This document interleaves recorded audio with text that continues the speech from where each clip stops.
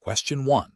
During an internal audit of a chemical manufacturing plant, an auditor observes that the facility's wastewater discharge monitoring reports consistently show effluent pH levels slightly above the permissible limit stipulated by the Regional Environmental Protection Agency's regulations, which are incorporated into the company's environmental management system, as per ISO 14010-1996. The auditor has verified the monitoring methodology and the accuracy of the measurement equipment. What is the auditor's most appropriate immediate action according to the general principles of environmental auditing? Option A. Conclude that the deviation is minor and likely within acceptable operational variability, requiring no further action beyond a verbal mention to the environmental supervisor. Option B. Document the observed deviation from the regulatory limit and report it through the established audit findings communication process for management review and corrective action. Option C. Recommend the installation of advanced pH neutralization equipment without further investigation into the root cause of the elevated pH levels. Option D. Immediately issue a formal warning to the plant manager, citing specific regulatory clauses and demanding an immediate cessation of discharge until compliance is achieved. The correct answer is B. Document the observed deviation from the regulatory limit and report it through the established audit findings communication process for management review and corrective action. Explanation: ISO 14010-1996, under its general principles for environmental auditing, emphasizes the auditor's responsibility to conduct the audit in accordance with relevant legal and other requirements. When an internal auditor identifies a potential noncompliance with a specific environmental regulation, such as the Clean Water Act's discharge limits for a manufacturing facility, the auditor's primary role is not to determine guilt or enforce penalties. Instead, the auditor must objectively document the discrepancy between the facility's practices or monitored data and the regulatory standard. This documentation forms the basis for reporting the finding to the auditee and relevant management. Auditor's duty extends to evaluating the effectiveness of the auditee's environmental management system in ensuring compliance. Therefore, the most appropriate action is to meticulously record the observed deviation and ensure it is communicated through the established audit reporting channels for further investigation and corrective action by the organization. This aligns with the principle of maintaining professional skepticism and reporting findings accurately and impartially, enabling the organization to address the issue effectively. The goal is to facilitate improvement and compliance, not to act as a regulatory enforcement body. Question 2. An internal environmental auditor is tasked with evaluating the conformity of a manufacturing facility's environmental management system. The facility operates in a region with stringent air emission standards and has voluntarily adopted the principles of ISO 14001. The company has also established internal targets for reducing hazardous waste generation by 15% over the next fiscal year. Which of the following represents the most comprehensive and appropriate set of audit criteria for this internal auditor to utilize in their assessment? Option A. Only the national environmental laws and regulations, as these are the legally binding requirements that must be met. Option B. The organization's internal waste reduction targets and its ISO 14001 certification requirements, as these reflect the company's proactive environmental stance. Option C. The environmental permits issued to the facility and the general principles of environmental stewardship, as these cover the broadest scope of environmental responsibility. Option D. All applicable national and regional environmental laws and regulations, the organization's environmental policy, its ISO 14001 aligned environmental management system documentation, and its specific waste reduction targets. The correct answer is D. All applicable national and regional environmental laws and regulations, the organization's environmental policy, its ISO 14001 aligned environmental management system documentation, and its specific waste reduction targets. Explanation: the core principle of identifying audit criteria in environmental auditing, as guided by ISO 14010-1996, involves establishing a clear benchmark against which the auditee's environmental management system, EMS, and practices are evaluated. These criteria are not arbitrary but must be well-defined and accessible to both the audit team and the auditee. They serve as the basis for determining conformity or nonconformity. For an internal auditor, understanding the hierarchy and applicability of these criteria is paramount. Legal and regulatory requirements form a fundamental layer, as non-compliance with these can lead to significant penalties and operational disruptions. This includes national, regional, and local environmental laws, permits, and licenses specific to the auditee's operations and location. Beyond legal obligations, voluntary standards and management system requirements, such as ISO 14001 itself, provide a framework for best practices and continuous improvement. Internal policies, procedures, and objectives established by the organization also serve as crucial audit criteria, reflecting the organization's own commitments and targets. Furthermore, contractual obligations with suppliers, customers, or other stakeholders that pertain to environmental performance must be considered.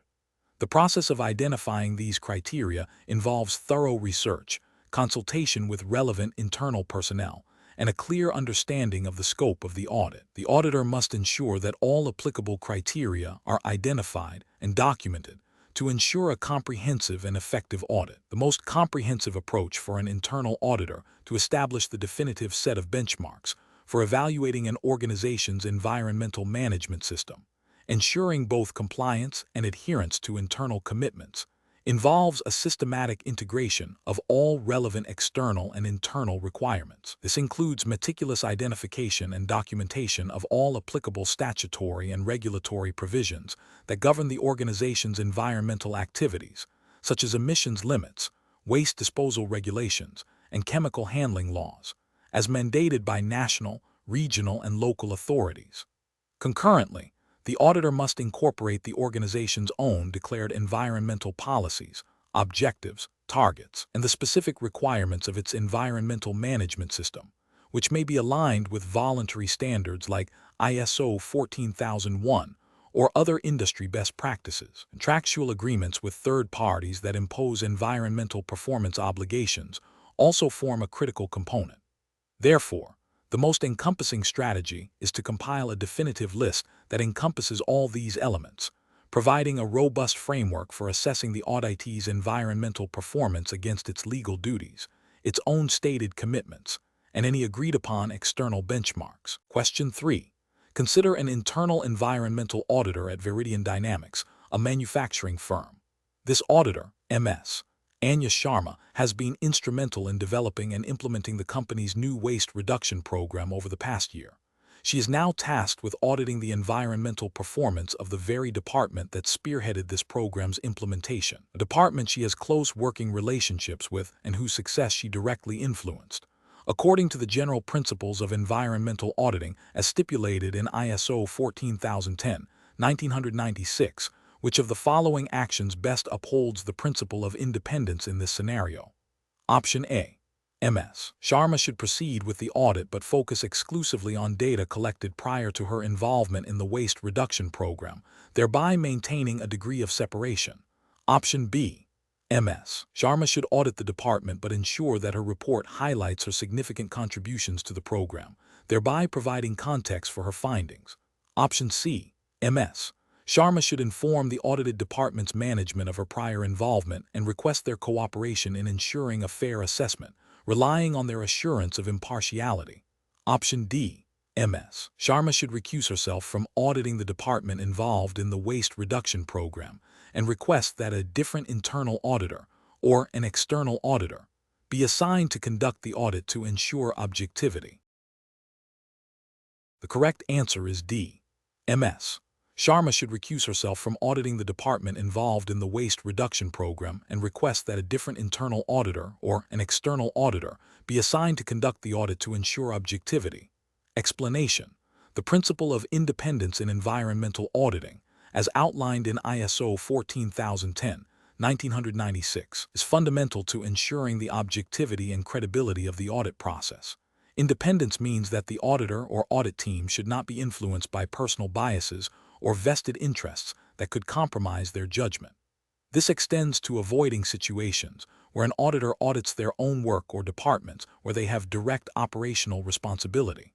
Maintaining independence allows auditors to conduct their work impartially, identify nonconformities without fear of reprisal, and provide unbiased conclusions and recommendations. It fosters trust in the audit findings and supports the continuous improvement of the environmental management system.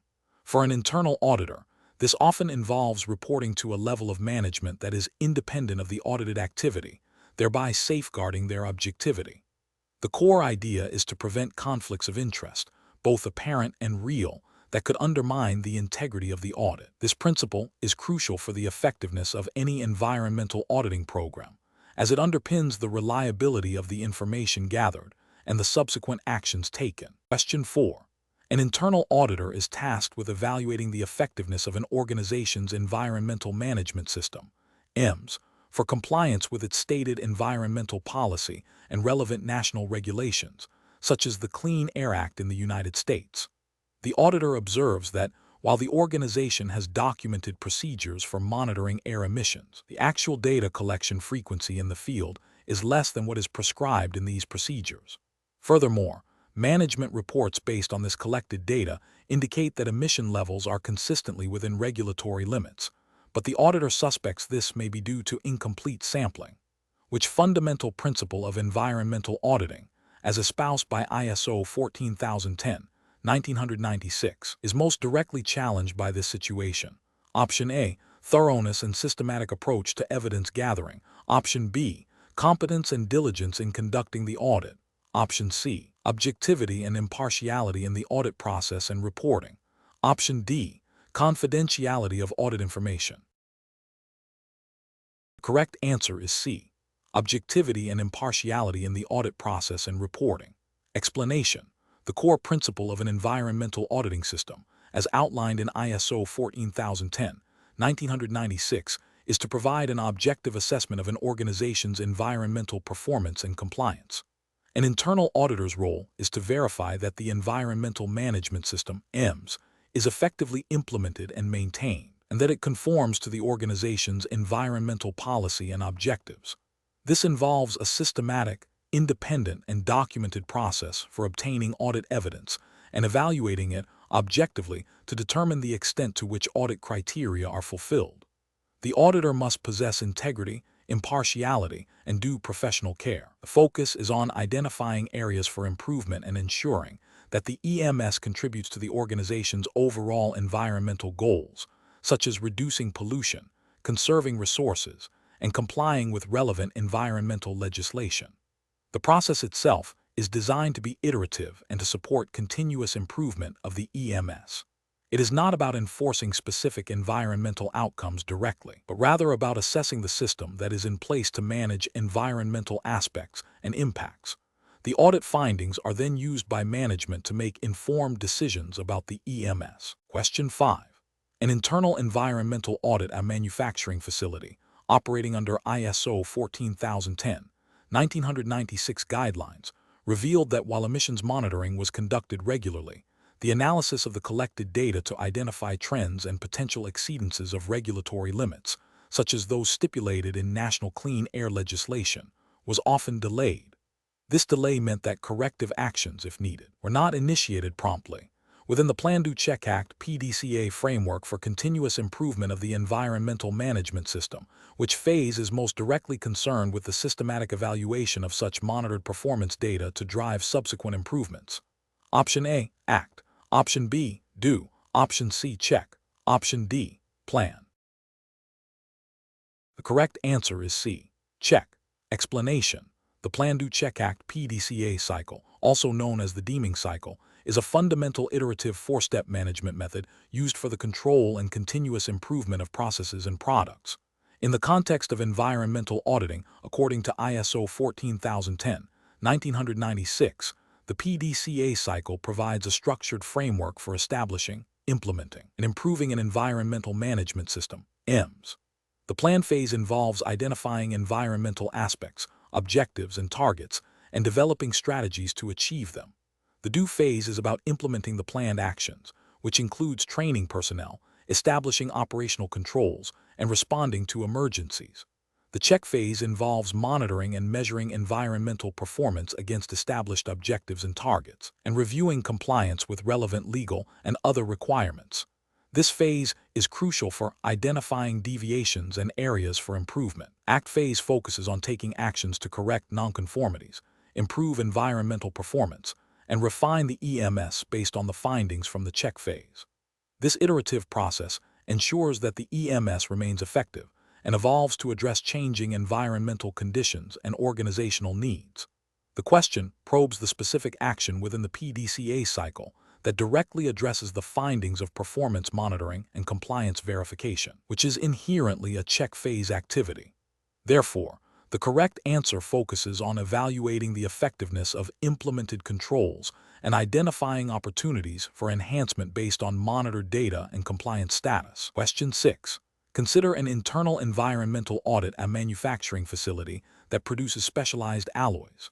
The audit team is reviewing the facility's compliance with local discharge permits for wastewater, which are based on specific chemical concentration limits set by the Environmental Protection Agency, EPA, under the Clean Water Act. The audit also examines the facility's internal procedures for monitoring and reporting these discharges. Which of the following best encapsulates the primary objective of this internal environmental audit according to the principles in ISO 14010, 1996? Option A. To systematically evaluate the effectiveness of the facility's environmental management system in controlling wastewater discharges and identify areas for enhancement in monitoring and reporting processes to meet regulatory requirements and improve environmental performance. Option B. Document all instances of non-compliance with wastewater discharge permits and report these findings directly to the local regulatory authority for immediate action. Option C. To provide a comprehensive report on the overall environmental impact of the facility's alloy production process, including detailed atmospheric emissions and solid waste management, irrespective of the audit's initial focus on wastewater. Option D. To solely ascertain whether the facility's wastewater discharge concentrations are below the legally mandated limits stipulated by the EPA for the Clean Water Act. The correct answer is A. To systematically evaluate the effectiveness of the facility's environmental management system in controlling wastewater discharges and identify areas for enhancement in monitoring and reporting processes to meet regulatory requirements and improve environmental performance. Explanation. The fundamental objective of an environmental audit, as outlined in ISO 14010-1996, is to provide a systematic, independent, and documented process for obtaining audit evidence and evaluating it objectively to determine the extent to which environmental audit criteria are fulfilled. This process is designed to assess an organization's environmental management system, EMS, and its performance against established policies, procedures, legal requirements, and other criteria. The ultimate goal is to identify opportunities for improvement in environmental performance and management. This involves not just checking compliance with regulations like the Clean Air Act or Clean Water Act, but also evaluating the effectiveness of the EMS in preventing pollution, conserving resources, and minimizing environmental impact. An internal auditor's role is to facilitate this process by providing assurance to management and other stakeholders about the EMS's integrity and its contribution to achieving environmental objectives. It is about verifying the system's design and operation, rather than simply reporting on specific environmental incidents. Question 7. When conducting an internal environmental audit of a manufacturing facility to verify compliance with emission standards under the Clean Air Act and to assess the effectiveness of its spill prevention and control plan, what is the fundamental objective of employing direct observation techniques as outlined by ISO 14010, 1996 guidelines? Option A. To gather direct, first-hand evidence of the environmental management system's implementation and operational conditions. Option B. To identify potential areas for cost reduction in operational processes through efficiency analysis. Option C. To solicit feedback from operational staff regarding their perceptions of environmental performance. Option D. To validate the accuracy of all documented procedures and records against theoretical best practices. The correct answer is A. To gather direct, first-hand evidence of the environmental management system's implementation and operational conditions. Explanation. ISO 14010, 1996, which provides general principles for environmental auditing, emphasizes the importance of observation techniques as a core method for gathering evidence during an audit. These techniques are crucial for an internal auditor to assess the actual implementation and effectiveness of an organization's environmental management system, EMS, in relation to its policies, objectives, and legal requirements, such as those mandated by the Clean Air Act or local wastewater discharge permits. Observation involves the direct witnessing of activities, conditions, and behaviors within the auditee's operations. This can range from observing the handling of hazardous waste and the functioning of pollution control equipment to the adherence to safety protocols during chemical transfers. The quality and reliability of the audit findings are directly proportional to the auditor's skill in conducting objective and thorough observations. This includes being systematic in what is observed, how it is recorded, and how it is interpreted in the context of the audit criteria. The auditor must maintain professional skepticism and avoid making assumptions, instead focusing on factual evidence obtained through direct sensory input or verifiable records. Understanding the operational processes, potential environmental impacts, and the specific controls in place allows the auditor to identify areas of non-compliance or opportunities for improvement. Therefore, the primary objective of observation in environmental auditing is to gather direct, first-hand evidence of the EMS in practice. Question 8. Consider an environmental audit at a manufacturing facility that produces specialized alloys. The National Environmental Protection Agency has set a permissible discharge limit for heavy metals in wastewater at /5 milligrams per liter /mg/L/. However, the company's own environmental policy, established to reflect a commitment to industry best practices, mandates a maximum discharge limit of /3 mg/L/ for the same heavy metals. During the audit, it is confirmed that the facility's wastewater treatment system consistently operates to achieve an average discharge of /2 5 mg/L/. What is the primary focus of the internal auditor when evaluating the company's compliance with legal and other requirements in this specific scenario? Option A. Assessing the cost-effectiveness of maintaining an internal discharge limit lower than the legally mandated /5 mg/L/. Option B. Determining if the national legal discharge limit of /5 mg/L/ is sufficient for environmental protection, regardless of the company's internal policy. Option C. Investigating whether the company can justify relaxing its internal policy to the national legal standard of /5 mg/L/ to reduce operational costs. Option D. Verifying that the facility's operational practices and monitoring align with the company's internal environmental policy of /3 mg/L/, and thus also meet the national legal requirement of /5 mg/L/. Correct answer is D. Verifying that the facility's operational practices and monitoring align with the company's internal environmental policy of /3 mg/L/, and thus also meet the national legal requirement of /5 mg/L/. Explanation. The core principle of identifying and evaluating legal and other requirements within an environmental auditing framework, as outlined in ISO 14010-1996, is to ensure the organization's compliance and responsible environmental performance. When an auditor encounters a situation where a company's internal environmental policy exceeds the mandates of a specific national regulation, the auditor's role is to verify that the company is indeed adhering to its own, more stringent, internal standard. This involves checking if the operational practices, monitoring procedures, and reporting mechanisms align with the company's stated policy, even if that policy goes beyond the legal minimum. The auditor must assess the effectiveness of the management system in implementing this higher internal standard. The existence of a more rigorous internal policy does not absolve the organization from meeting the legal requirements. Rather, it signifies a commitment to a higher level of environmental stewardship. Therefore, the auditor's focus shifts to ensuring the internal policy is effectively managed and implemented, thereby satisfying both the internal commitment and the external legal obligations.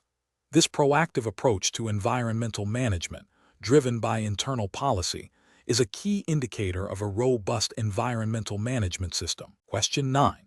Consider an internal environmental auditor tasked with evaluating a manufacturing facility's compliance with local wastewater discharge regulations, specifically the permissible levels of heavy metals as stipulated by the Clean Water Act amendments. The auditor discovers a pattern of minor exceedances in historical data, which the facility's environmental manager attributes to calibration drift in their sampling equipment, assuring the auditor that corrective actions are in place. However, the auditor also learns that the environmental manager is the auditor's sibling. Which of the following actions best upholds the principle of objectivity and impartiality as outlined in ISO 14010, 1996? Option A. Proceed with the audit, focusing solely on the current sampling data and the environmental manager's assurances, as the historical data issues are reportedly resolved. Option B. Conduct a superficial review of the calibration logs and accept the environmental manager's verbal confirmation of corrective actions, given the familial relationship might foster a more open discussion. Option C. Report the minor exceedances as significant nonconformities without further investigation, prioritizing a stringent interpretation of the regulations due to the perceived conflict. Option D. Document the potential conflict of interest and request reassignment to a different audit area, ensuring the audit is conducted by an auditor free from personal bias. Correct answer is D. Document the potential conflict of interest and request reassignment to a different audit area, ensuring the audit is conducted by an auditor free from personal bias. Explanation. The core principle of objectivity and impartiality in environmental auditing, as espoused by ISO 14010, 1996, mandates that an auditor must not allow personal bias, commercial pressures, or conflicts of interest to compromise the integrity of their findings. This means that an auditor should avoid situations where their professional judgment could be influenced by external factors or personal relationships. For instance, auditing a department for which they have recently had significant operational responsibility, or where their immediate supervisor has a vested interest in a particular outcome, would present a clear conflict of interest. Similarly, accepting gifts or hospitality from the auditee that could be perceived as influencing the audit process violates this principle. The auditor's responsibility is to report findings based solely on evidence gathered during the audit, adhering strictly to the audit criteria and the established audit plan. Maintaining professional skepticism and independence is paramount to ensuring the credibility and reliability of the audit report. This commitment to objectivity underpins the entire environmental auditing process, ensuring that it serves as a tool for genuine improvement and compliance assurance, rather than a mere formality. Question 10. Consider a scenario where an internal environmental audit is being conducted at a manufacturing facility that handles hazardous chemicals, and a key process area is scheduled for inspection. The auditee, a senior production manager, is aware of a temporary, unannounced maintenance activity in that area involving the use of a solvent not typically used in that process. According to the general principles of environmental auditing as outlined in ISO 14010, 1996, what is the auditee's primary responsibility in this specific situation to ensure the audit proceeds effectively and safely? Option A. Allow the audit team to proceed with the inspection as planned, assuming they will identify any immediate hazards themselves. Option B. Inform the audit team leader of the temporary maintenance activity and the associated solvent use prior to entering the area, detailing any specific safety precautions required. Option C. Provide the audit team with a generic safety briefing for the facility without mentioning the specific, temporary hazard in the maintenance area. Option D. Request the audit team to postpone the inspection of that specific area until the maintenance activity is completed. The correct answer is B. Inform the audit team leader of the temporary maintenance activity and the associated solvent use prior to entering the area, detailing any specific safety precautions required. Explanation.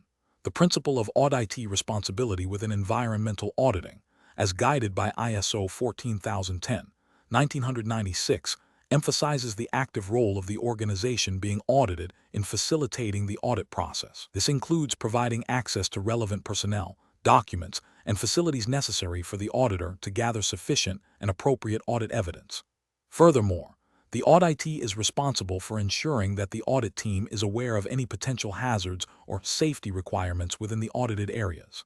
This proactive communication is crucial for the safety of the audit team and the efficient conduct of the audit. It also underscores the collaborative nature of auditing, where the auditee's cooperation is fundamental to achieving the audit objectives and identifying opportunities for environmental improvement.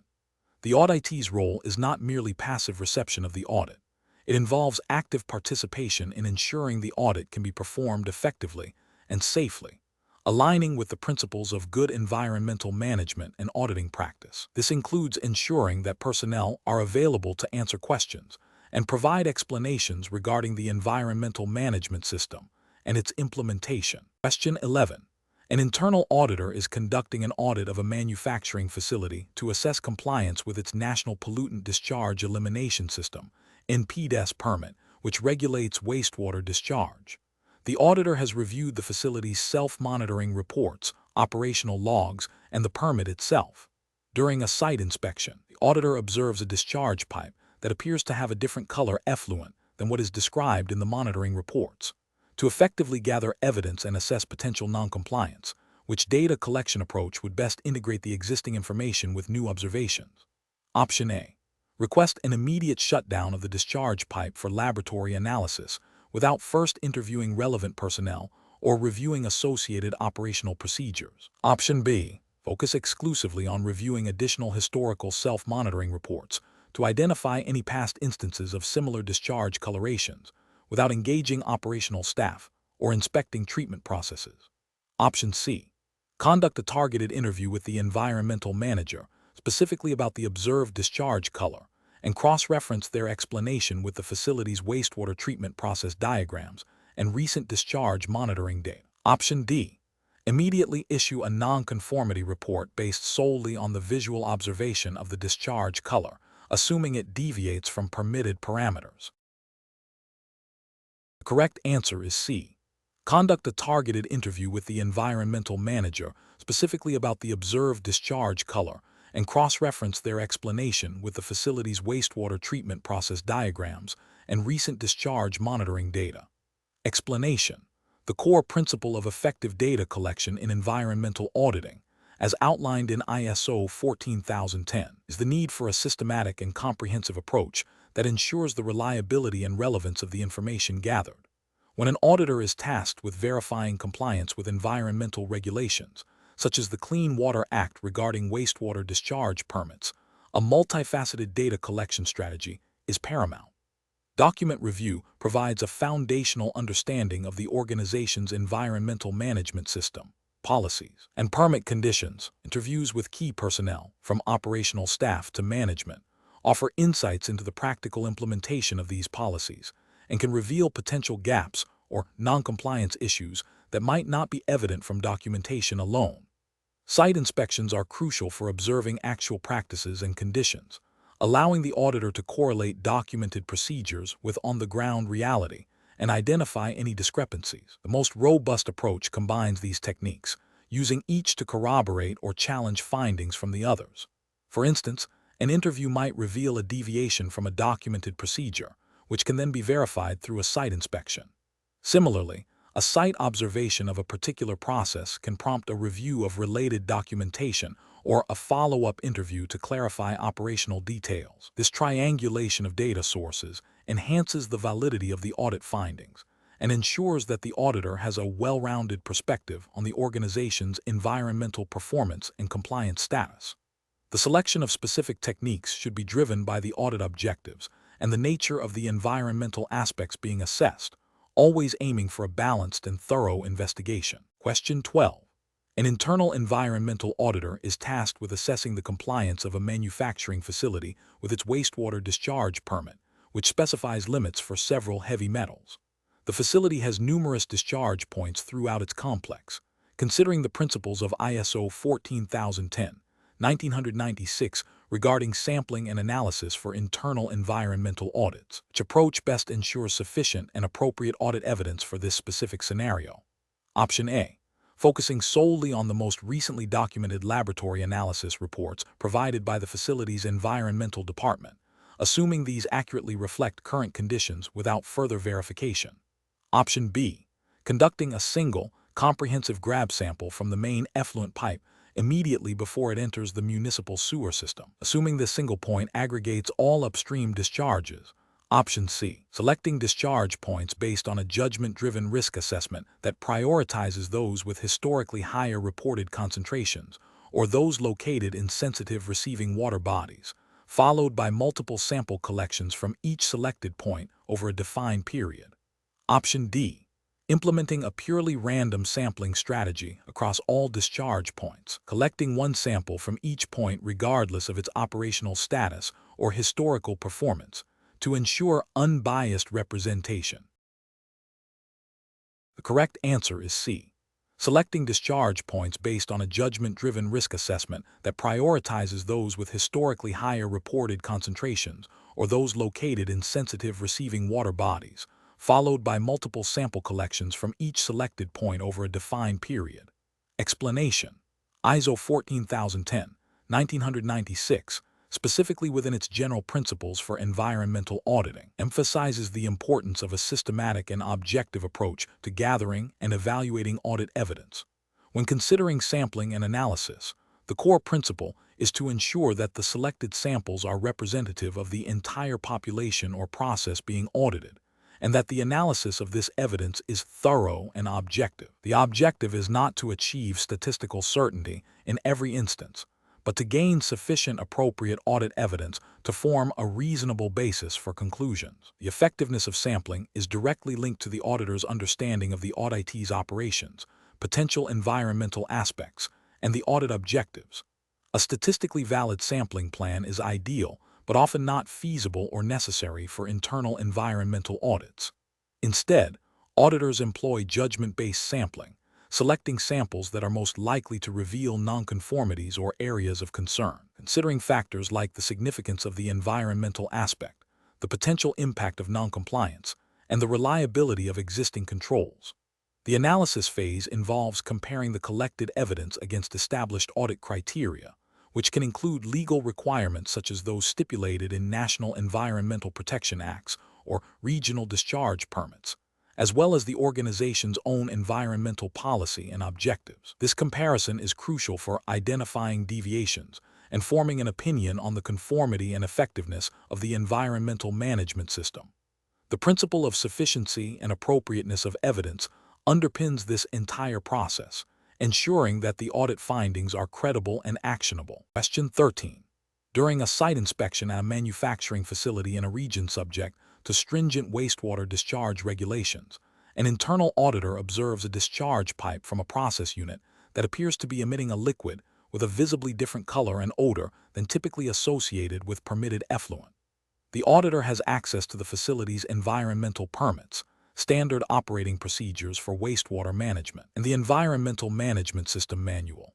Considering the principles outlined in ISO 14010, 1996 for general principles of environmental auditing, what is the most appropriate immediate action for the auditor to take to ensure the integrity and objectivity of the audit process?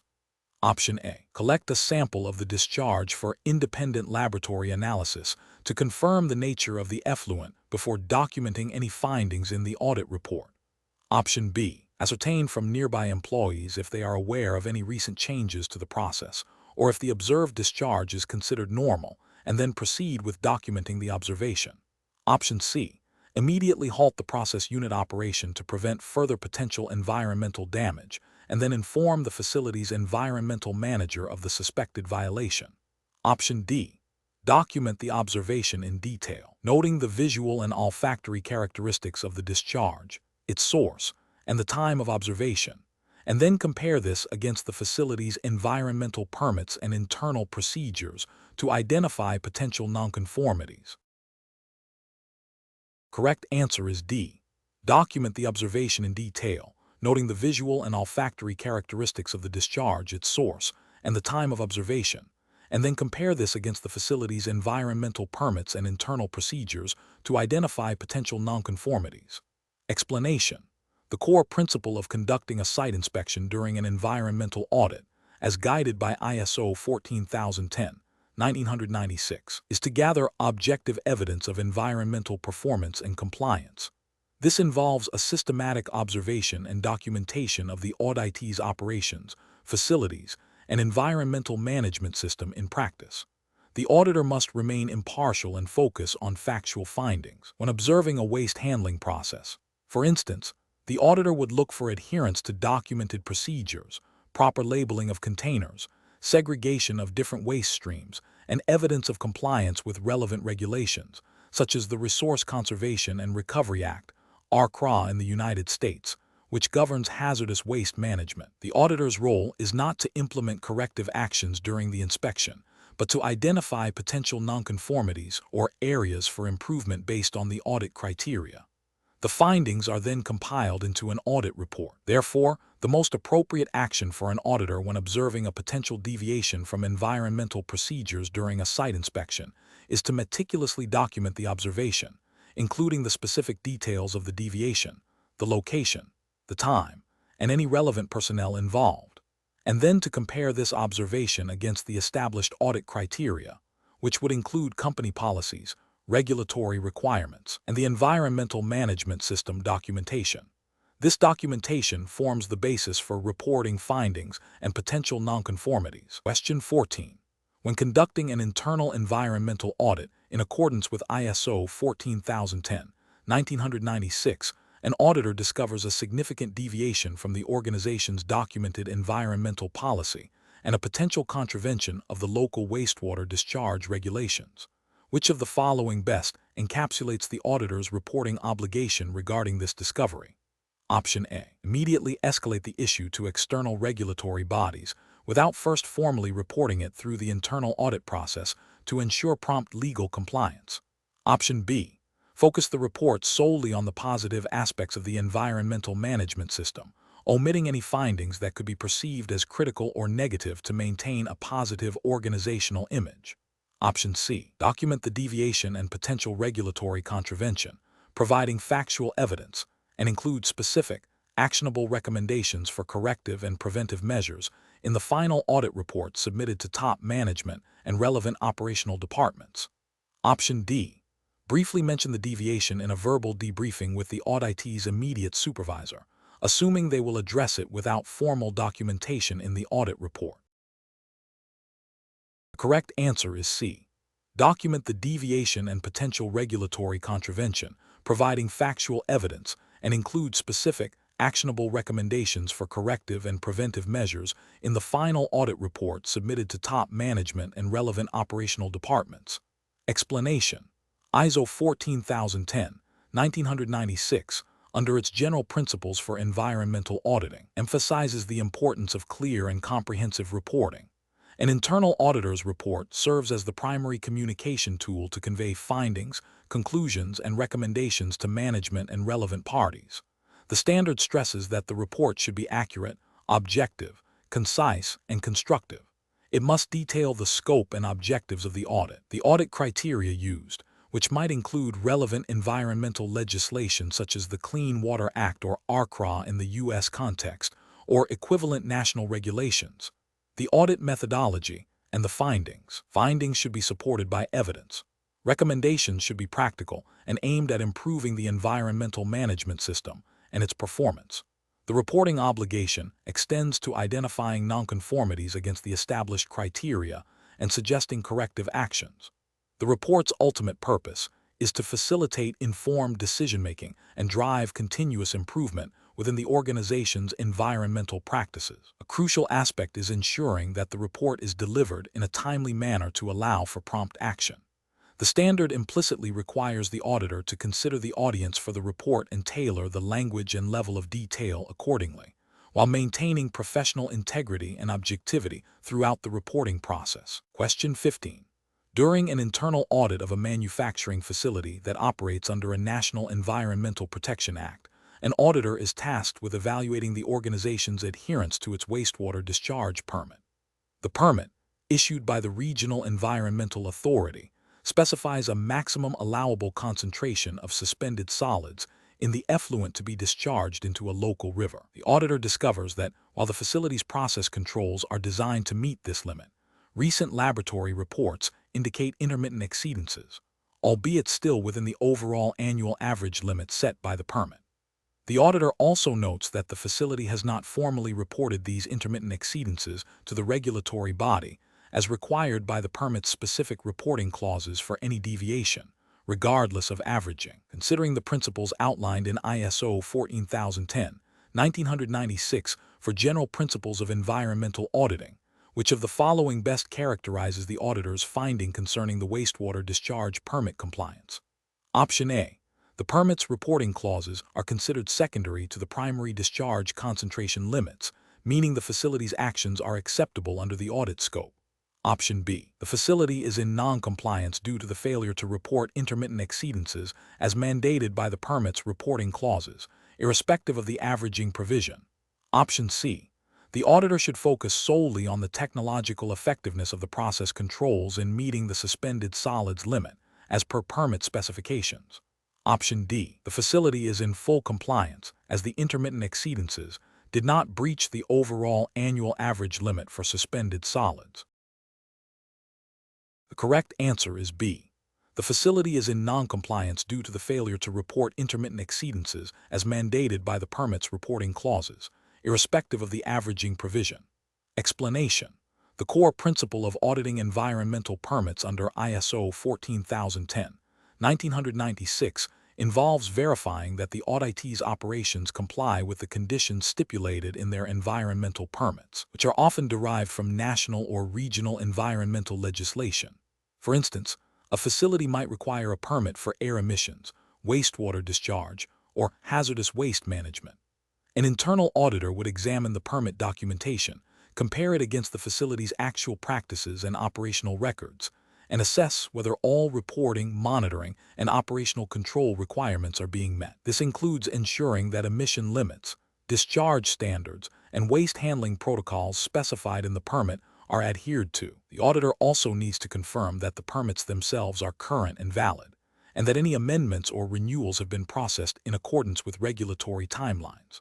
The process of obtaining and maintaining environmental permits is a fundamental aspect of regulatory compliance for any organization with environmental aspects, and it is a key area of focus for environmental auditing to ensure legal and regulatory adherence. Question 16. During an internal audit of a chemical processing plant, an auditor identifies that waste solvents are being stored in unlabeled, corroded containers in an area not designated for hazardous materials, potentially violating the facility's environmental policy and relevant national waste management regulations. What is the primary objective of the auditor's involvement in the subsequent corrective action process for this nonconformity? Option A. Prescribe the specific type of new containment units and the exact retraining curriculum for all relevant personnel. Option B. To determine the financial penalties associated with the nonconformity and document them for potential legal action by regulatory bodies. Option C. To directly supervise the disposal of the noncompliant waste solvents and ensure immediate regulatory compliance. Option D. To verify that the root cause of the improper storage has been identified and that the implemented corrective actions are adequate to prevent recurrence of the issue. The correct answer is D. To verify that the root cause of the improper storage has been identified and that the implemented corrective actions are adequate to prevent recurrence of the issue. Explanation. The core principle of corrective action in environmental auditing, as guided by standards like ISO 14010, is to identify the root cause of a nonconformity and implement measures to prevent its recurrence. When an internal auditor identifies a potential environmental nonconformity during an audit of a manufacturing facility, such as the improper storage of hazardous waste that could lead to soil contamination, the auditor's responsibility extends beyond merely noting the issue. The auditor must ensure that the auditee understands the nature of the nonconformity and its potential implications, which might include contravention of local environmental regulations like the Resource Conservation and Recovery Act, RCRA, in the United States, or similar national legislation elsewhere. The auditor then facilitates the development of a corrective action plan. This plan should clearly delineate the specific steps to be taken, assign responsibility for each step, establish a timeline for completion, and define how the effectiveness of the corrective action will be verified. For instance, If the nonconformity was improper storage, the corrective action might involve retraining personnel on hazardous waste handling procedures, relocating the waste to an approved containment unit, and implementing a new inspection schedule. The auditor's role is to confirm that the proposed actions address the root cause and are sufficient to prevent recurrence, not to dictate the exact solution or perform the corrective actions themselves. The focus is on the process of identification, root cause analysis, and the implementation of effective, verifiable preventive measures, ensuring the environmental management system remains robust. Question 17. Considering the foundational principles of environmental auditing as detailed in ISO 14010-1996, what is the most significant overarching benefit an organization can realize from consistently conducting internal environmental audits? Option A. Providing detailed historical data on past environmental incidents for future legal defense strategies. Option B. Generating comprehensive reports that can be exclusively used for public relations campaigns to enhance corporate image. Option C. Streamlining the process of obtaining new environmental permits by preemptively addressing potential regulatory concerns. Option D. Facilitating the identification of opportunities for improving environmental performance and ensuring compliance with applicable environmental laws and regulations. Correct answer is D. Facilitating the identification of opportunities for improving environmental performance and ensuring compliance with applicable environmental laws and regulations. Explanation. The question probes the understanding of the primary benefits derived from conducting internal environmental audits as outlined in ISO 14010-1996. The standard emphasizes that audits serve as a management tool to assess the effectiveness of an organization's environmental management system, EMS. A key benefit is the identification of opportunities for improvement in environmental performance. This includes pinpointing areas where compliance with environmental legislation and regulations might be at risk, thereby preventing potential fines or legal action. Furthermore, audits help in verifying that the EMS is implemented and maintained effectively, ensuring that environmental policies and objectives are being met. This proactive approach fosters continuous improvement in environmental practices, leading to more efficient resource utilization, reduced waste generation, and potentially lower operational costs. It also supports the organization's commitment to environmental responsibility and can enhance its reputation among stakeholders. Therefore, the most encompassing benefit relates to the enhancement of environmental performance and the assurance of compliance, which are core objectives of an EMS and the auditing process itself. Question 18. During an internal environmental audit of a manufacturing facility, an auditor identifies a recurring pattern of exceeding the permitted discharge limits for volatile organic compounds, VOC, into a local river, a violation of the National Environmental Protection Act. The auditor must communicate these findings to both the plant manager and the environmental compliance officer, which communication approach best aligns with the principles of effective environmental auditing as described in ISO 14010-1996 for this scenario. Option A. Present a detailed report outlining the audit scope, the specific VOC discharge exceedances with supporting data, the relevant sections of the Environmental Protection Act, and propose specific, actionable recommendations for process adjustments and monitoring enhancements. Option B. Focus solely on the regulatory noncompliance, listing all violations without providing context on their environmental significance or suggesting specific corrective measures, leaving the auditee to determine the necessary actions. Option C. Verbally inform the plant manager of the exceedances in a casual conversation, trusting that the environmental compliance officer will handle the technical details and corrective actions. Option D. Provide a brief summary of the findings to the plant manager and a separate, highly technical report with complex chemical formulas to the environmental compliance officer, without direct discussion of potential impacts. The correct answer is A. Present a detailed report outlining the audit scope, the specific VOC discharge exceedances with supporting data, the relevant sections of the Environmental Protection Act, and propose specific, actionable recommendations for process adjustments and monitoring enhancements. Explanation. The core principle of effective communication in environmental auditing, as outlined by ISO 14010-1996, emphasizes clarity, conciseness, and accuracy. When an auditor needs to convey complex technical findings, such as noncompliance with specific regulatory limits for wastewater discharge, to a diverse audience including operational staff and management, the method of communication is crucial. The goal is to ensure understanding and facilitate appropriate corrective actions, presenting findings in a structured manner, beginning with a summary of the audit objective and scope, followed by a clear statement of the nonconformity, its potential environmental impact, and the relevant regulatory basis, is paramount. This approach allows different stakeholders to grasp the significance of the issue, providing concrete evidence, such as measured data or observed practices, and clearly linking these to the identified noncompliance, reinforces the auditor's credibility and the urgency of the situation. Furthermore, offering constructive recommendations for improvement, tailored to the audience's responsibilities, transforms the communication from mere reporting of a problem to a proactive step in environmental management.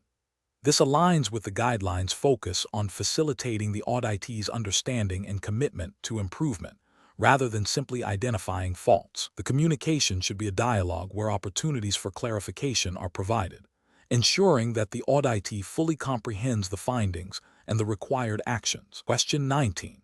During an internal audit of a manufacturing facility's environmental management system, an auditor observes that while a new wastewater treatment system has been installed to comply with the stringent discharge limits set by the Regional Environmental Protection Agency, the operational procedures for its daily calibration and maintenance are vague and lack clear accountability. The facility's environmental policy commits to continuous improvement and legal compliance.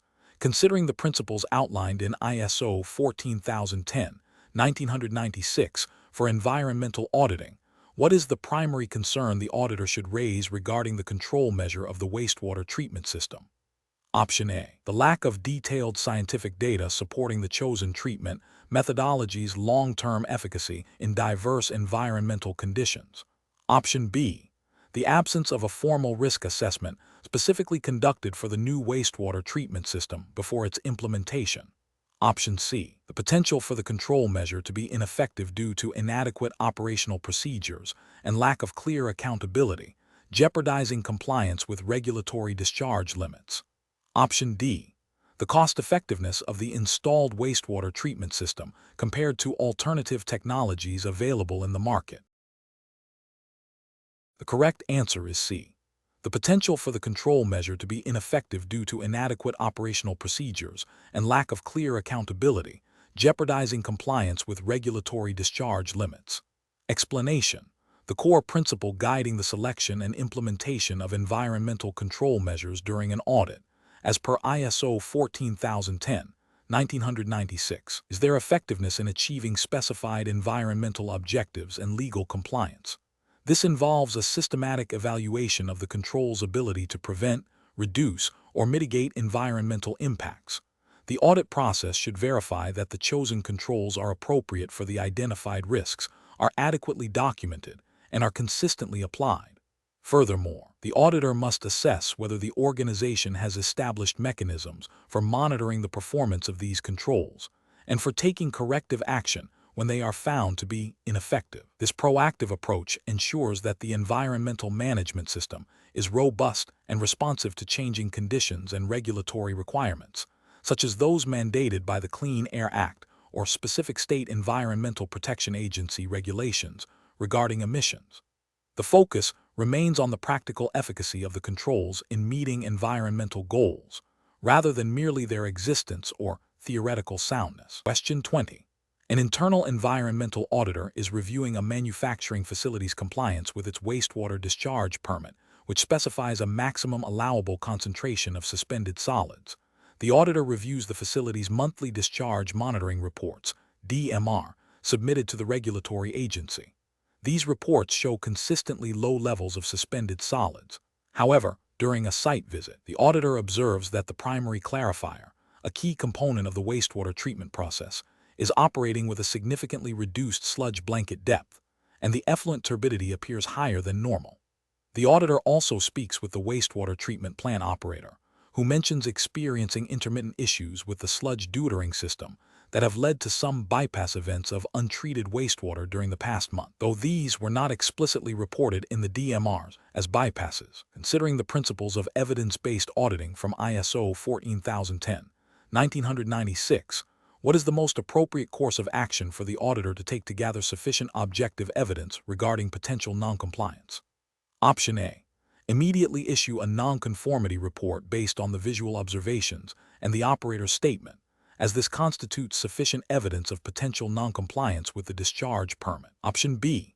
Inform the environmental manager that the facility's reporting practices may be inadequate and advise them to conduct an internal investigation without further auditor involvement. Option C. Accept the submitted DMRs as accurate and focus the audit on other aspects of the environmental management system, assuming the operator's comments were anecdotal and not indicative of systemic issues. Option D. Request access to the facility's raw operational data for the wastewater treatment plant, including influent and effluent flow rates, turbidity readings, and sludge deutering system performance logs, to compare with the submitted DMRs and investigate the observed discrepancies. The correct answer is D. Request access to the facility's raw operational data for the wastewater treatment plant, including influent and effluent flow rates, turbidity readings, and sludge deutering system performance logs, to compare with the submitted DMRs and investigate the observed discrepancies. Explanation: the core principle of an evidence-based approach in environmental auditing, as guided by ISO 14010, 1996, is that audit findings and conclusions must be supported by verifiable information. This means that an auditor must gather objective evidence through observation, interviews, document review, and other appropriate methods. This evidence is then analyzed against established audit criteria, which could include the organization's own environmental policy, objectives, legal requirements, such as the Clean Air Act or the Resource Conservation and Recovery Act in the United States, or equivalent national legislation, and the environmental management system standards, like ISO 14001. The process of collecting and evaluating this evidence is crucial for ensuring the audit's credibility and the validity of its outcomes. For instance, if an auditor is verifying compliance with a wastewater discharge permit, they would need to examine discharge monitoring reports, operational logs for treatment systems, and potentially conduct on-site measurements. Simply relying on a statement from a manager that everything is in order would not constitute sufficient objective evidence. The evidence must be sufficient in quantity and appropriate in quality to support the conclusions drawn. This systematic approach ensures that audits are thorough, fair, and contribute to the improvement of the organization's environmental performance and management system. Question 21.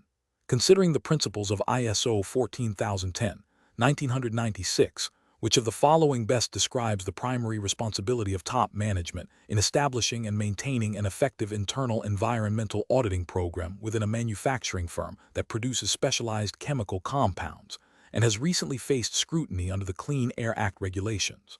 Option A. Primarily allocating financial resources for external environmental consultants to conduct all internal audits to guarantee an unbiased perspective.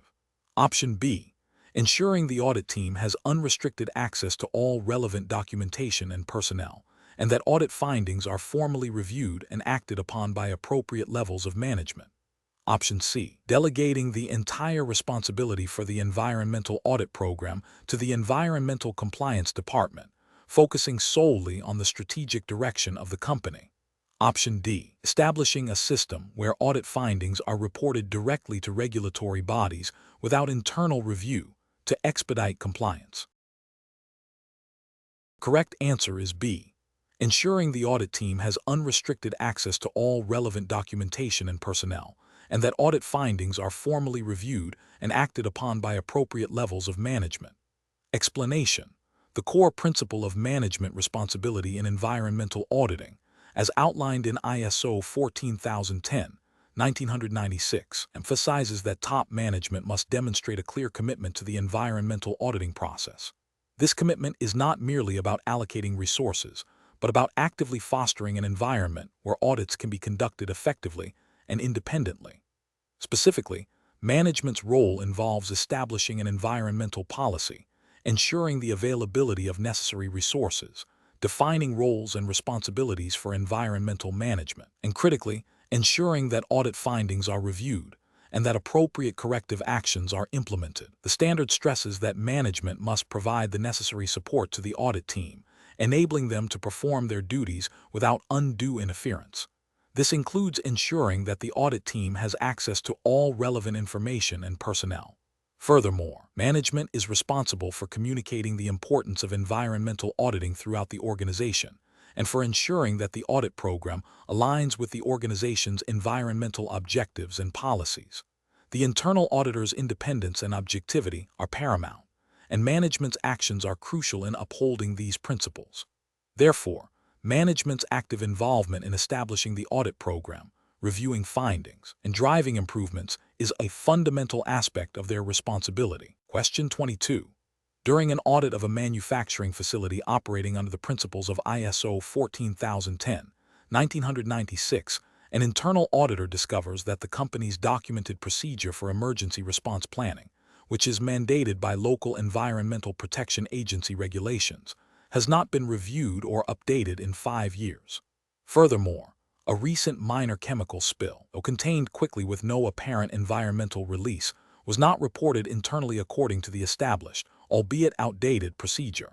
Considering the potential for significant environmental impact from a poorly managed emergency and the direct contravention of the spirit of regulatory compliance, how should this situation be classified?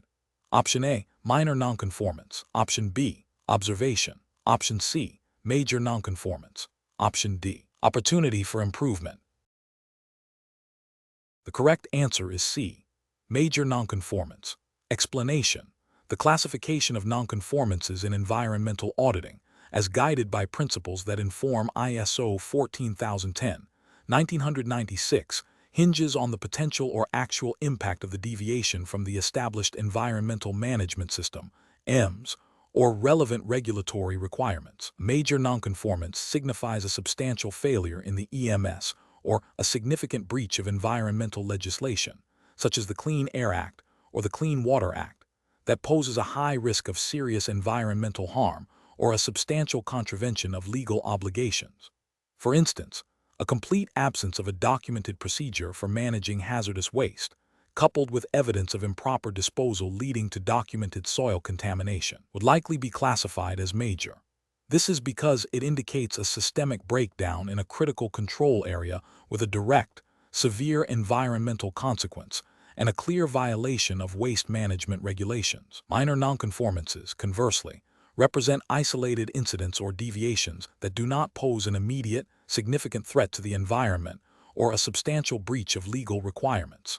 These might include a single instance of a spill containment kit being inadequately stocked, which, while needing correction, does not inherently indicate a widespread failure or a high likelihood of significant environmental damage if addressed promptly. The distinction is crucial for prioritizing corrective actions and assessing the overall effectiveness and compliance status of the EMS. Question 23. When an internal auditor is tasked with evaluating an organization's adherence to its stated environmental policies and relevant statutory obligations, such as those under the Resource Conservation and Recovery Act (RCRA), for hazardous waste management, what is the primary objective of this environmental auditing activity as defined by the general principles of ISO 14010, 1996? Option A, to systematically gather and objectively assess evidence to determine the degree of conformity of environmental management activities with established criteria and to identify opportunities for improvement. Option B, to conduct a qualitative review of employee environmental awareness programs and suggest enhancements to training materials. Option C, to develop new environmental performance indicators for the organization based on industry best practices, without necessarily assessing current compliance levels. Option D, to provide a comprehensive report on all potential environmental liabilities, regardless of their current impact or regulatory relevance, to inform future legal strategies. The correct answer is A, to systematically gather and objectively assess evidence to determine the degree of conformity of environmental management activities with established criteria and to identify opportunities for improvement. Explanation: ISO 14010, 1996 outlines the fundamental principles for conducting environmental audits.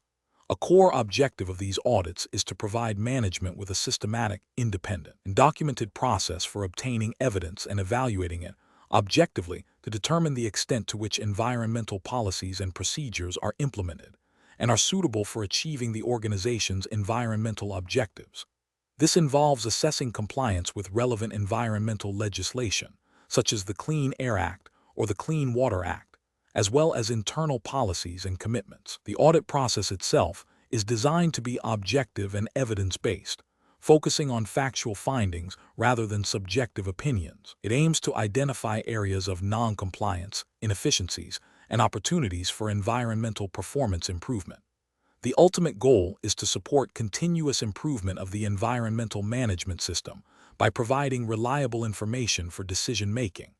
The principles emphasize competence, impartiality, and due professional care on the part of the auditors. Question 24. Consider an environmental auditing team tasked with assessing a chemical manufacturing facility's compliance with national effluent discharge regulations, which are governed by the Federal Water Pollution Control Act, FWPCA, in the United States. One auditor possesses a degree in mechanical engineering with 5 years of experience in plant maintenance, including some exposure to process control systems. Another auditor has a degree in environmental science and has spent 3 years working for a regulatory agency, focusing on permit compliance and site inspections. A third auditor is a certified public accountant with a specialization in environmental accounting and has conducted financial audits of environmental liabilities for 3 years. Which auditor's background most closely aligns with the core competencies and qualifications outlined in ISO 14010-1996 for conducting this specific environmental audit? Option A, the auditor with the most extensive overall years of professional experience, regardless of the specific nature of that experience. Option B, the certified public accountant with environmental accounting specialization, due to their expertise in financial aspects and liabilities associated with environmental compliance. Option C, the environmental science graduate with regulatory agency experience, due to their direct familiarity with permit compliance and site inspections related to environmental regulations. Option D, the mechanical engineer with plant maintenance experience, due to their understanding of industrial processes and control systems relevant to manufacturing operations. The correct answer is C, the environmental science graduate with regulatory agency experience, due to their direct familiarity with permit compliance and site inspections related to environmental regulations. Explanation: ISO 14010-1996, under its general principles for environmental auditing, emphasizes the crucial role of auditor competence and qualifications. This standard posits that an auditor must possess a combination of knowledge, skills, and experience to effectively conduct an environmental audit. This includes a thorough understanding of environmental management principles, relevant legislation, such as the Clean Air Act or Water Pollution Control Act, depending on the jurisdiction and audit scope, auditing techniques, and the specific industry or sector being audited. Furthermore, personal attributes like objectivity, integrity, and effective communication are paramount. The standard does not mandate a specific degree or certification for all auditors, but stresses that the auditor's qualifications must be sufficient to ensure the audit is performed competently and impartially. Therefore, when evaluating an auditor's suitability for an environmental audit, one must consider their demonstrated ability to apply environmental knowledge and auditing skills in practice, rather than solely relying on formal qualifications without practical validation. The ability to gather and analyze evidence, identify nonconformities, and report findings accurately are key indicators of competence. Question 25. An internal auditor is assessing an organization's environmental management system for compliance with ISO 14010-1996 principles. The organization manufactures specialized components and has operations in 2 countries, Country A and Country B. Country A has a National Environmental Protection Act with specific discharge limits for wastewater and local ordinances that regulate noise pollution from its production facility. Additionally, the company is a signatory to an international convention on the protection of migratory birds, which influences its land use planning near a sensitive wetland area adjacent to its plant. Country B, where the company has a smaller assembly plant, has recently implemented a new waste management directive that requires specific segregation and disposal methods for electronic waste. The company has also voluntarily joined an industry association that publishes sustainability guidelines, which the company has pledged to follow in its supply chain management. Which of the following best represents the comprehensive scope of legal and other requirements that the internal auditor must consider for this organization according to ISO 14010, 1996? Option A. International conventions and voluntary industry association guidelines, as these demonstrate a commitment beyond basic legal compliance. Option B. National Environmental Protection Acts, local ordinances, international conventions, national waste management directives, and voluntary industry association guidelines. Option C. National waste management directives and local ordinances, as these are specific to operational waste and noise pollution. Option D. Only national environmental protection acts and local ordinances, as these are the most direct legal obligations. The correct answer is B. National Environmental Protection Acts, local ordinances, international conventions, national waste management directives, and voluntary industry association guidelines. Explanation: the core principle of identifying legal and other requirements in environmental auditing, as guided by ISO 14010, 1996, involves a systematic approach to capture all applicable obligations. This process is not merely about listing statutes, but understanding their practical implications for the auditee's operations. An internal auditor must consider not only national and local environmental laws, but also international agreements to which the country is a signatory, if relevant to the organization's activities. Furthermore, other requirements encompass a broader spectrum, including permits, licenses, voluntary codes of conduct adopted by the organization, agreements with stakeholders such as local communities or NGOs, and even industry best practices that the organization has committed to. The auditor's role is to verify that the organization has a robust mechanism for identifying, accessing, and understanding these diverse requirements, and that these are effectively integrated into its environmental management system. This includes assessing the process for updating the list of requirements when legislation changes or new commitments are made. For instance, if a company operates internationally, it must identify and comply with the environmental regulations of each country of operation. In addition to any overarching international standards or agreements it has voluntarily adopted, the auditor's objective is to confirm the completeness and accuracy of the identified requirements and the effectiveness of the system for managing compliance. Question 26. Consider a scenario where an internal environmental auditor is conducting an interview with a plant supervisor regarding adherence to discharge limits stipulated by the local wastewater treatment regulations. The supervisor appears guarded and provides brief, evasive answers when asked about recent operational adjustments that might affect effluent quality. Which communication strategy would be most effective for the auditor to employ initially to encourage a more comprehensive and truthful disclosure of information? Option A. Immediately switch to a series of rapid, closed-ended questions to pinpoint specific facts. Option B. Imply that regulatory penalties will be severe if full disclosure is not provided promptly.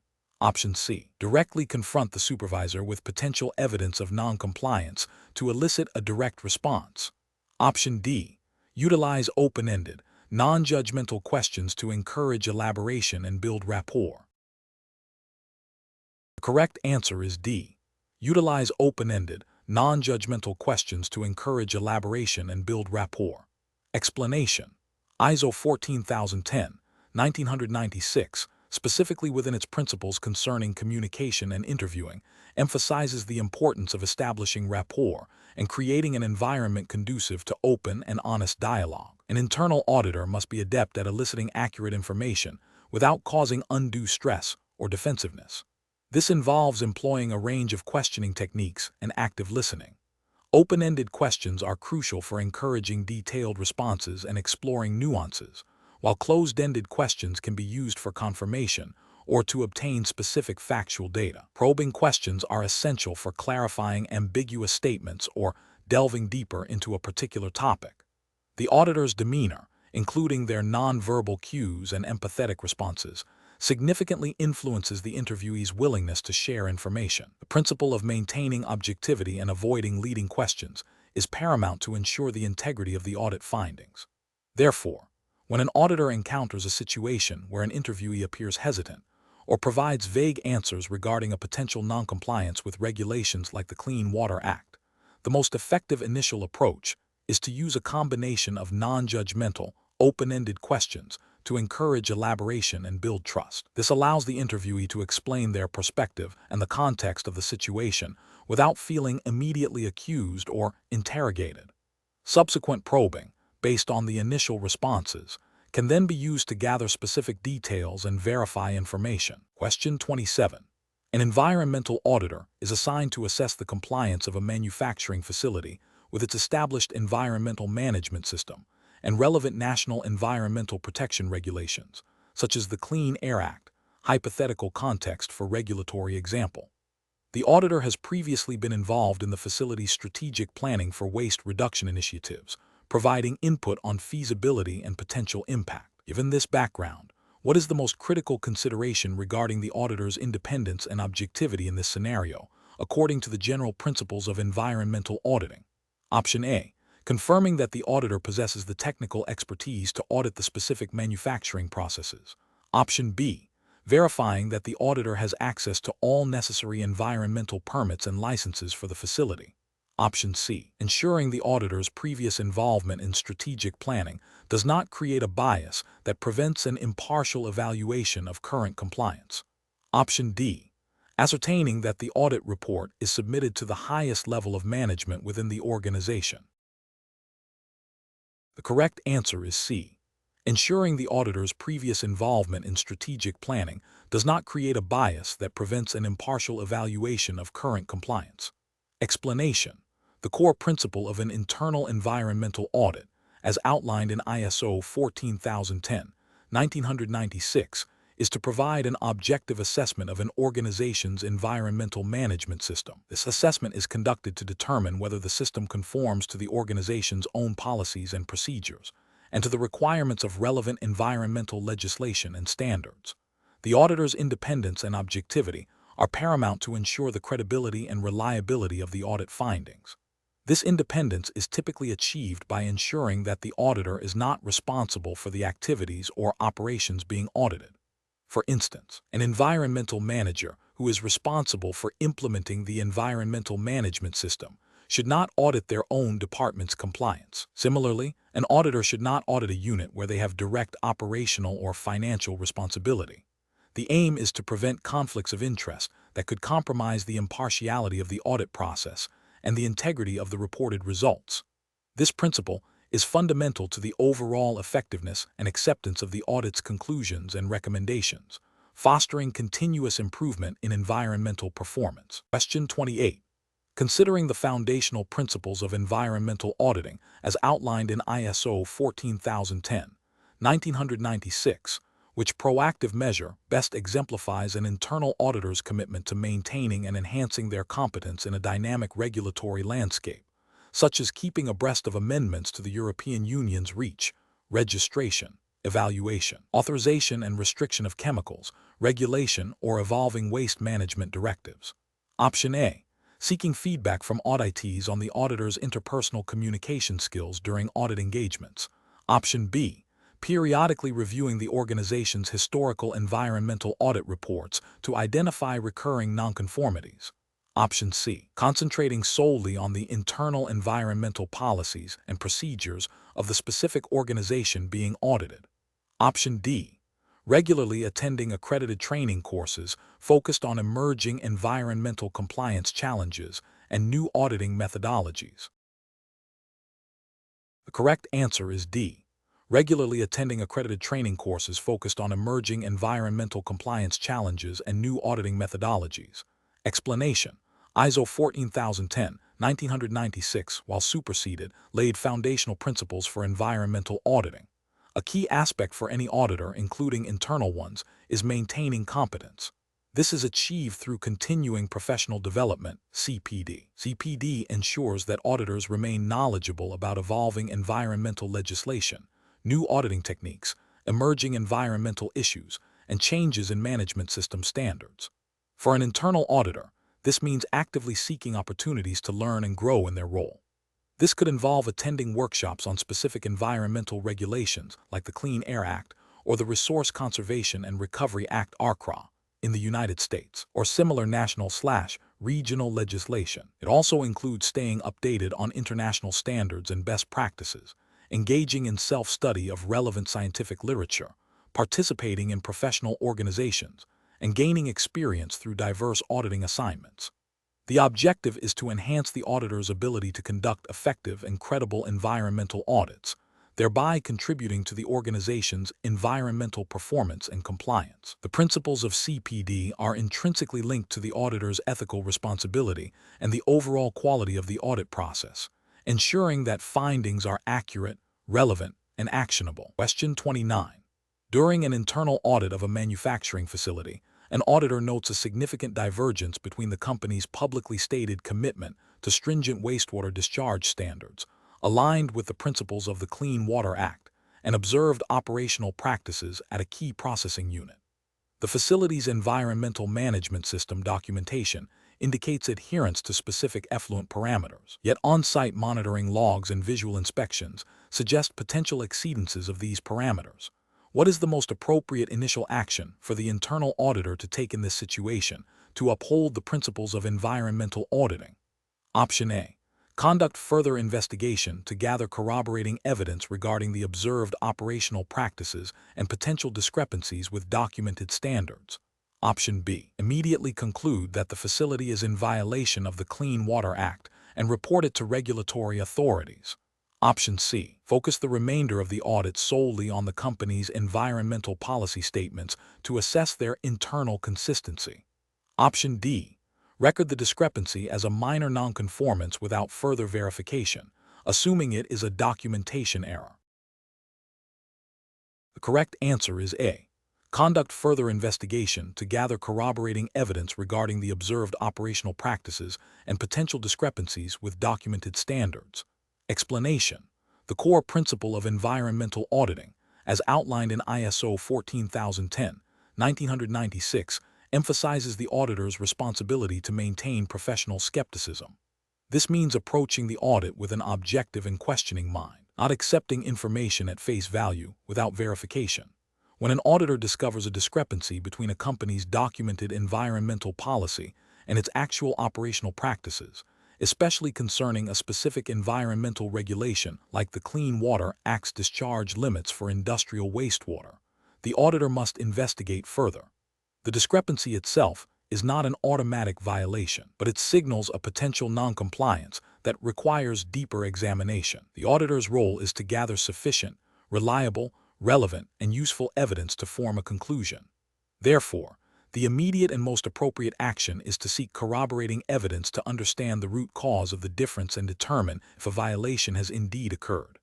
This might involve reviewing operational logs, conducting on-site tests, interviewing personnel responsible for environmental compliance, and comparing findings against the specific requirements of the applicable regulation. Simply noting the discrepancy without further investigation would be insufficient for an audit report, and immediately concluding a violation without evidence would be premature and unprofessional. The focus remains on the systematic gathering and evaluation of evidence. Question 30.